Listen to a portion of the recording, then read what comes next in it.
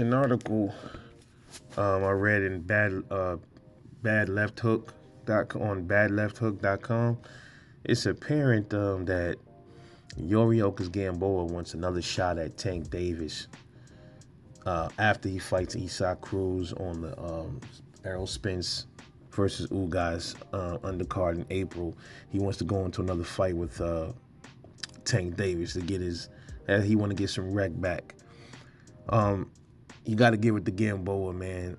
At this point, I would say he's a shot fighter.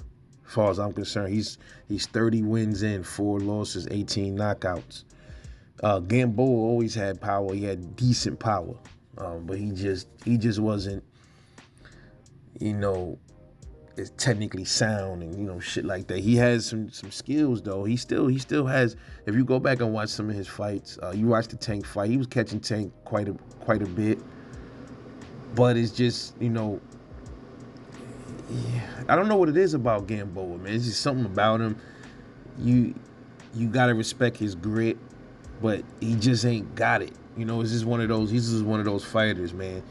He hasn't won a fight. I think it says since 2019. That's the last time he won a fight, and it was a guy, Rocky Martinez. I seen that a while ago, and he still was looking like he had some speed in that fight. Gamboa's. The last to go is your power, man. He slowed down, and he absolutely has slowed down over the years. But like I said, this is boxing. Weirder things has happened. You got these dudes that don't really have nothing to lose, and these are the dudes that will end up causing all these upsets and shit like that. We've seen it before. Will it happen with Gamboa and Tank if they fight again? I doubt it. Could he possibly beat Isaac Cruz? Yeah. He can cause an upset with Isaac Cruz, but I don't think he will. I think he's going to get knocked out in that fight, but who knows, right? But I doubt it. And here's what Gamboa had to say. He says, I have a tactical plan. I have a strategy ready to go for whatever happens. I'm ready to go for whatever comes my way, and I'm planning to face anything and everything. I definitely have the edge and experience, but at the same time, I'm going to rely on my preparation. I'm going to rely on the game plan and the strategy that we have put together to be able to fight and win any way we can. Yeah, I guess, for Gamboa, he must have something that he want to prove, I guess, in the Isaac fight, and he wants to prove something in the Tank fight. For what it's worth, he only has 4 losses. There's a lot of fighters out there that have more losses, and they still give it. They're still good fighters, but they don't give a shit about the losses. They just want to fight. And Gamboa, I guess he's from Cuba. He came from really nothing. You know how it is out there.